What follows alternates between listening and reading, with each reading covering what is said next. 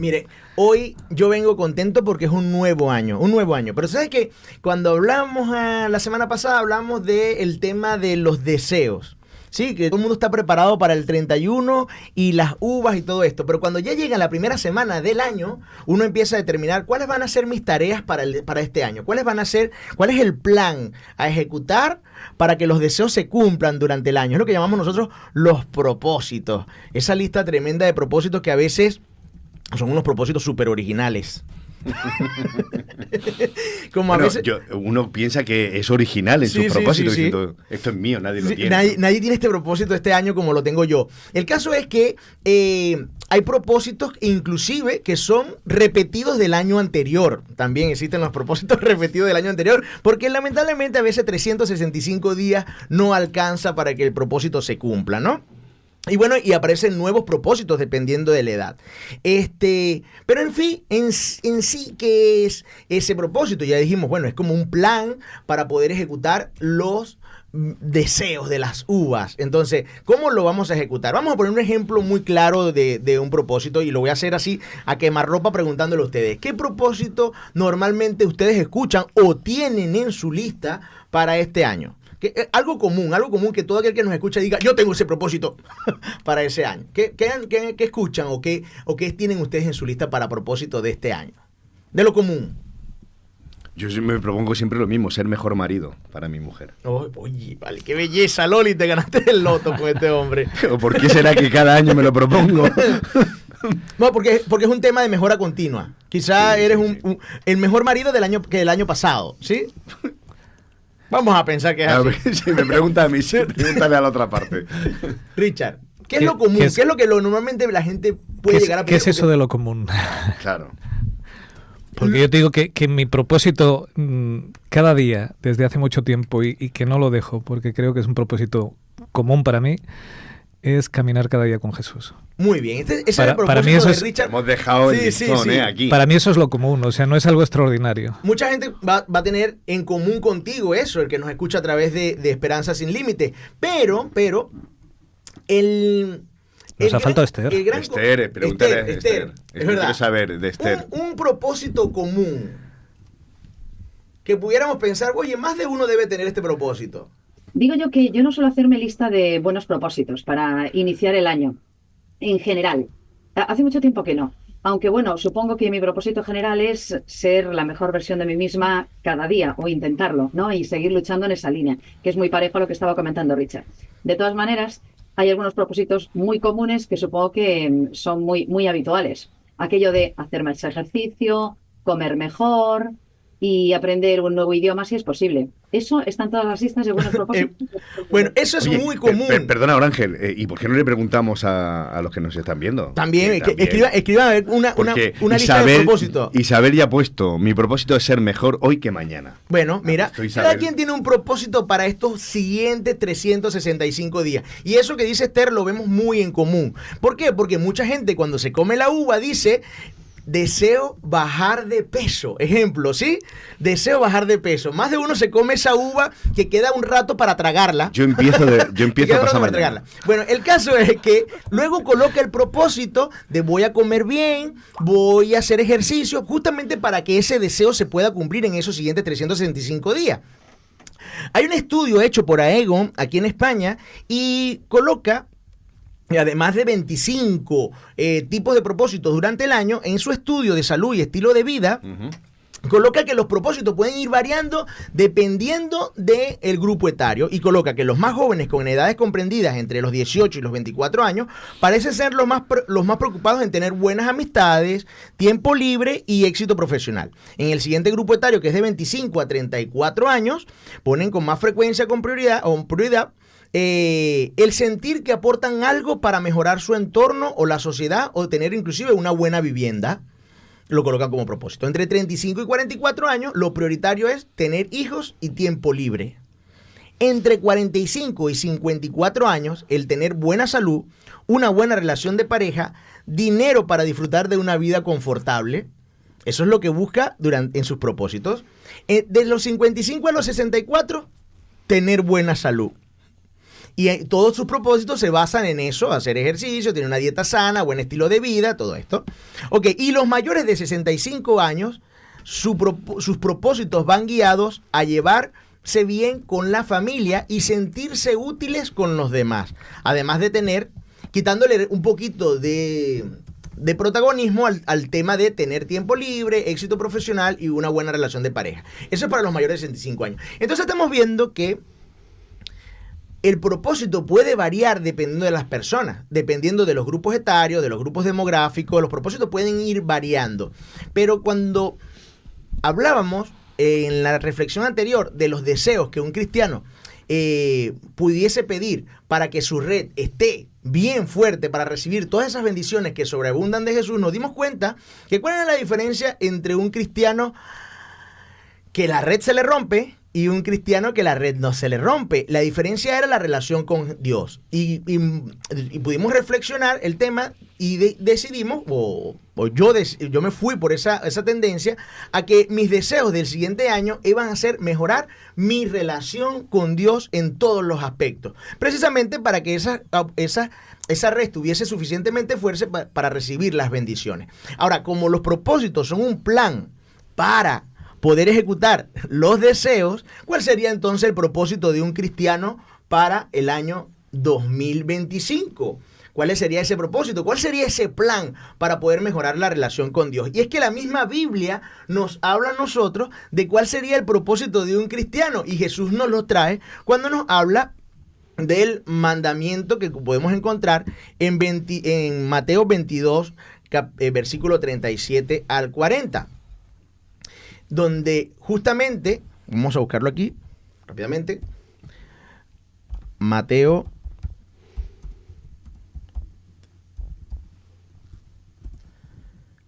nos dice: amarás al Señor tu Dios con todo tu corazón y con toda tu alma y con toda tu mente. Este es el primero y gran mandamiento. Y el segundo es semejante: amarás a tu prójimo como a ti mismo. De estos dos mandamientos depende toda la ley y los profetas. ¿Y por qué traemos esta colación con respecto a qué propósito podemos tener? Cuando Richard nos lo comentó hace un momento, todo el mundo hizo así como que ese es el propósito común de relacionarse con Dios. Y es que justamente ese es el propósito que Dios nos da. Sabíamos que por creación el hombre está hecho para glorificar a Dios. O sea, de creación, de código más básico como hombres, estamos con el propósito para glorificar a Dios. ¿Y cómo glorificamos a Dios? Jesús nos lo puso súper claro aquí. Lo hacemos a través de la adoración a Dios y a través del amor entre los hermanos. Entonces, si esa es nuestra forma de poder mejorar nuestra relación con Dios, yo creo que esto vendría a ser nuestro propósito del año 2025. Usted se imagina que ese amor radical por Dios y por los demás pudiera definir y consumarse, ¿verdad?, en cada aspecto de nuestra vida. Usted se imagina que usted pudiese reflejar el carácter de Dios, el amor de Dios, no solo en tu vida personal, sino, imagina, en tu vida social, con tus amigos, en tu trabajo, no solo en la iglesia, sino con tus vecinos, en tu escuela, en la universidad, en tu desarrollo con las demás personas, o sea, en todas las comunidades locales, e inclusive llevarlo más allá y al interactuar con el mundo, porque ya no tenemos fronteras, ya el internet nos ha permitido tener interacciones con muchas personas. Entonces usted se imagina que usted sea una persona que refleja el carácter de Dios y el amor de Dios en cada uno de esos aspectos. Ese es el propósito de un cristiano. Ahora, ¿por qué a veces el propósito que usted tiene un año lo repite en el siguiente? ¿Ah, Juanfra? ¿Por qué ese propósito de hacer ejercicio? Este año sí hago ejercicio. Este año sí hago ejercicio. Y pasan los años y este año sí voy a comenzar el gimnasio y voy a tratar de mantenerme más de 3 meses. ¿Por qué? Porque flaqueamos. Es normal que flaqueemos en ciertas cosas durante el año. Pero en lo particular del propósito de un cristiano, ¿usted cree que pueda flaquear? ¿Usted cree que podamos flaquear en el propósito que Dios nos ha dado? Yo creo, yo creo que podemos flaquear. Sí podemos flaquear. Sí podemos flaquear, porque hemos flaqueado. Ahora, lo interesante es que Dios también nos da una herramienta para aquellos que podemos flaquear, que no lo tenemos cuando hacemos nuestros propósitos por cuenta propia. Cuando hacemos nuestros propósitos por cuenta propia depende tanto de nosotros que llega el 31 de diciembre y volvemos a comernos la misma uva que nos atraganta pidiendo un propósito para el siguiente año. Entonces, ahora, ¿por qué es lo fantástico de que Dios nos creó con este propósito y que además nos ayuda con este propósito? Y siempre me acuerdo de los apóstoles. Así como nos acordamos de los apóstoles cuando hablamos de los deseos de fin de año, me acuerdo de los apóstoles a la hora de hablar de los propósitos. Porque cuando ellos estaban en el Pentecostés, ¿se acuerdan del Pentecostés? Ellos estaban ahí ya sin Jesús, con un planteamiento de, oye, esto es lo que vamos a hacer. Esto es lo que vamos a hacer. ¿Y qué hizo falta para que eso arrancase? Y hubiese una fuerza que los impulsara, que les diera las herramientas para poder avanzar. Espíritu Santo. El Espíritu Santo. Entonces Dios nos dio a nosotros algo sorprendente para que nuestro propósito como cristianos, aunque flaqueásemos por nuestras propias fuerzas, tuviésemos esa fuerza que viene de Él, tuviésemos ese elemento que nos ayudase a poder seguir con nuestro propósito. Tenemos al Espíritu Santo precisamente para ayudarnos, solo debemos tomar una decisión. Yo me imagino a todos ellos en el Pentecostés preguntándose, o antes de la llegada del Espíritu Santo, preguntándose, ¿cómo vamos a hacer esto? ¿Cómo vamos a hacer esto? No hablamos otros idiomas, tú y yo hablamos lo mismo que hablamos desde que nacemos porque somos pescadores. ¿Cómo hacemos para llevarle todo esto a todo el mundo? ¿Cuántas preguntas se pudieron haber hecho los apóstoles? ¿Cuántas preguntas nos podemos hacer nosotros día a día en nuestros propósitos? Pero la única diferencia entre ellos y los que flaqueamos es que podemos tomar una decisión. Ellos tomaron la decisión de asumir el propósito y ir para adelante, ¿sí? Y el Espíritu Santo se encargó de dar todas esas herramientas necesarias para que ese propósito avanzase. Entonces yo vuelvo y repito, ¿qué tiene de beneficio los propósitos del cristiano? Que tenemos al Espíritu Santo para ayudarnos. Solo debemos tomar la decisión de tener este propósito presente para el 2025, para que el Espíritu Santo transforme ese querer, esa decisión, en el hacer. Transformar el querer en el hacer. Yo quiero cerrar la reflexión del día de hoy con un escrito de Ellen G. White que podemos encontrar en su libro Nuestra elevada vocación.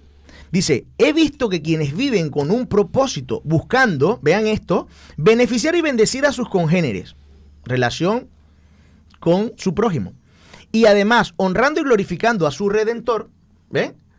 Lo que nos dijo Jesús, son personas verdaderamente felices en la tierra. Mientras que el hombre que es inquieto, que está descontento, que busca esto, prueba aquello, esperando encontrar felicidad, solo encuentra desengaño. Siempre está en necesidad, nunca está satisfecho, porque vive únicamente por él mismo. Que el blanco de ustedes sea hacer el bien y realizar su parte fielmente en la vida.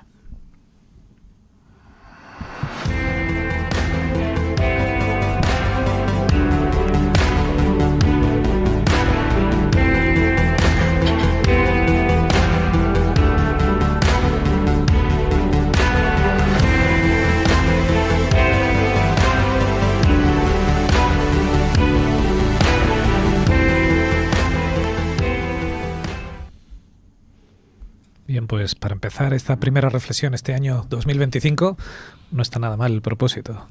Imitar a Dios. Ha habido por ahí propósitos que nos han ido señalando. Isabel nos decía, mi propósito es ser mejor hoy que mañana. Carolina, mi propósito es ser más temeroso de Dios. Y aprender catalán. Molt bé, molt bé. Molt bé. Ecu nos decía, mi propósito para este año es ser mejor ante la presencia de Dios y que cada día que pasa a ser mejor persona y agradar a papá, y para el mañana ser mejor que hoy. J nos dice, mi propósito de este año es buscar a Dios en las primeras horas de cada día. de verdad, son buenos propósitos. Y parece que es algo típico que siempre decimos, ¿no? Pero yo creo que, como tú decías, si necesitamos volver al propósito es porque no lo hemos logrado. Y yo creo que esto es un camino continuo que además no hay que dejarlo. Hay que ir mejorando, ¿verdad? Como en el colegio hay que ir progresando adecuadamente, pero es necesario parecernos cada día más a Jesús, y que no sea esto una teoría, que sea una práctica. O sea, a mí me encanta cuando yo leo a Jesús, no sé si a vosotros os pasa igual, cómo trataba a las personas, con el amor, con la misericordia, con la gracia. Cuando leo la parábola del hijo pródigo, que me encanta, cómo no pide justificación. Cuando viene no le dice, ven que te voy a ajustar las cuentas, sino cómo su perdón es limpio y sincero. Qué bonito me siento que Dios me trate así. Pues así es como yo tengo que tratar a los demás. Dando amor, siendo misericordioso, repartiendo gracia, no siendo inquisitivo con las personas. Eso es lo que nos nace como seres humanos, ¿verdad? El ir ajustando cuentas por ahí. Pero no es como Dios me trata a mí. Así que si no es como Dios me trata a mí, en mi propósito yo necesito hacer eso. Y creo que eso es algo que nos lo tenemos que trabajar mucho y que es complicado, que por eso necesitamos continuamente el buscar ser más parecidos a Jesús, porque es algo que no lo llevamos metido en nuestra humanidad, sino que eso es parte de su gracia divina cuando, como tú decías, el Espíritu Santo toma posesión de nosotros. Esther, hoy no tenemos mucho tiempo para esta primera reflexión, así que bueno, dale primer y última reflexión. Muy breve. Hay una idea inicial, por ejemplo, que es que estos propósitos son algo personal. Los propósitos son individuales y deberíamos tener cuidado en decidir por nosotros lo que queremos para nosotros, por una parte. Es decir, que no decidan los demás por ti cuál es tu propósito y que no seamos nosotros los que le vamos contando a los demás cuáles deben ser sus propósitos. El hecho de personalizarlo hace efectivamente que podamos de alguna manera llegar a ellos también desde una perspectiva más orgánica y probablemente también más exitosa. ¿Cuáles son tus propósitos? Deben ser tuyos, no deben ser los propósitos de otra gente para ti. O en todo caso, deben ser el propósito que Dios tiene para ti. Me gustaría a lo mejor detenerme muy brevemente en algunos de los problemas que podemos tener independientemente de cuál sea el propósito. Muy rápido. Tienes que confiar en tus fortalezas y tienes que no permanecer o no quedarte a vivir en tus debilidades, porque eso te llevará a la frustración. Parte de los problemas de todo este asunto, tanto en los temas espirituales como en otros, tiene que ver con que, en general, solemos prestar más atención a nuestras debilidades y no a nuestras fortalezas. Así que apóyate en aquello en lo que eres fuerte, da por ahí y, bueno, pues trabaja aquellas que puedan ser tus debilidades, pero por si acaso no te quedes a vivir demasiado tiempo en la frustración. Y para terminar, y de paso, ayúdate a ti mismo y ayuda a los demás. Deja que te ayuden y hagamos de esto también, además de una tarea individual, pues un ejercicio colectivo. Échale una mano a los demás, deja que te echen una mano y probablemente con toda esta combinación puedas tener más éxito que hasta ahora. A ver si lo intentamos. Qué interesante, esto es lo que dices. Juanfra. Yo sigo por donde iba Esther. Porque escuchando a Orangel, yo soy de esos cristianos que fácilmente se frustran. Seguramente porque me hago unas expectativas que no son realistas o me pongo propósitos que yo sé que en mi foro interno no voy a cumplir, ¿vale? Entonces hay una tendencia a ser ese cristiano que mejor no me hago ningún propósito y así no fallo. Así no me fallo. Sin expectativas no hay... Pero no es eso por donde yo creo que nos apunta el maestro. Jesús nos quiere enfocados y con ganas y con una expectativa realista, pero mirando hacia lo imposible. Es que mira, tomando en cuenta lo que dice Esther y lo que nos dice justamente el maestro, yo veo esto como un propósito general, un propósito muy, pero muy general, donde cada uno de nosotros, evaluándose, conociéndose, ¿sí?, puede luego decir, listo, para yo cumplir este propósito están estas mini metas, estas mini propósitos, ¿sí? Y lo haces muy personal, Cuando tú conoces cuáles son tus dones, y tú dices, listo, para el propósito general, yo voy a colocar mis dones a trabajar. Bueno, pero Orángel, como tú eres una persona de éxito, acostumbrado siempre a alcanzar tus metas, pero yo soy de esas personas que fallan más que aciertan. En España solo hay 4 Orángeles. Pero fíjate, 3 son hijos míos. Entonces, fíjate solo una cosa de lo que decías. Es verdad que a veces nos fijamos metas que nos parecen imposibles. Cuando lo miramos con nuestros ojos. Uh-huh. Claro. Es que nuestro Dios es el Dios de los ya imposibles. hemos hablado muchas veces de lo que significa el éxito. Y está la variable del Espíritu Santo. Claro, ahí es donde yo quería decir, porque a mí me vale lo que tú has comentado, es decir, no estamos solos. Es correcto. Para mí, me parece, para mí, a lo mejor para otro pone el acento en otro, pero para mí, no sentirme solo le da un plus de decir, mira, no es tanto el resultado, no es tanto si cruzas la meta en que he puesto. El tema es que vayas de la mano. Porque la meta final, la meta que vale, no está aquí. Por eso cuando tú entiendes eso, entiendes ese último párrafo de Elena G. White. Y dice, porque habla ella de personas que siguen propósitos terrenales y se frustran, y propósitos espirituales que, oye, que te dan felicidad en cierta manera. Entonces tú dices, ¿por qué existe eso? Y es que el Espíritu Santo, tienes una ayuda, pero cuando tú solo te dedicas, ejemplo, vamos a volver al mismo ejemplo de bajar de peso, y tú y flaqueas y caes, y llegó al final de año y tienes 5 kilos más que el año anterior, tú dices, hay una sensación de frustración. Pero en este esquema de propósito para el cual estamos creados, que lo sorprendente es que ya tenemos una predisposición orgánica para poder cumplir este propósito, o sea, como que ya estuviésemos programados para cumplir este propósito. Está también el Espíritu Santo que te apoya, que solo lo único que hace falta en esta situación es que tú decidas ejecutar el propósito. Uh-huh. Que tú decidas, o sea, que tú simplemente digas, este es el propósito, está escrito, ya lo escribí en el librito rojo,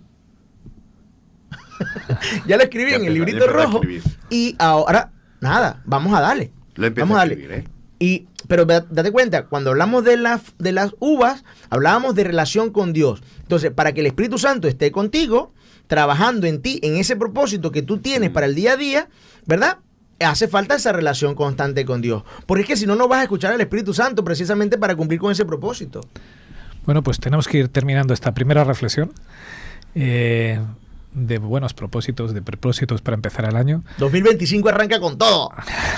Ese propósito de imitar a Dios, y qué bueno que vamos a enlazarlo con la escuela sabática, porque nos va a enseñar quién es Dios, qué es lo que realmente Dios aporta a mi vida. Así que vamos a coger estas dos ideas y aquí nuestro jefe, el Espíritu Santo, que va hilando las cosas, va a unir nuestra primera reflexión, nuestro propósito para este año de imitar a Dios, con cómo es Dios, y atentos todos, abramos los oídos, porque así es como quiere Dios que seamos cada uno de nosotros.